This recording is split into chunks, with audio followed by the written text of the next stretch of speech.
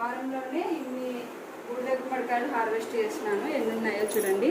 1 2 3 4 5 6 7 8 9 10 11. నిన్ననే 2 కట్ చేసినాము. మొత్తం 13 కాయలు ఈ వారంలోనే హార్వెస్ట్ చేసినాను. చూడండి, ఎటువంటి మందులు లేకుండా ఆర్గానిక్గా పండించినవి, పేడ ఎరువుతోనే.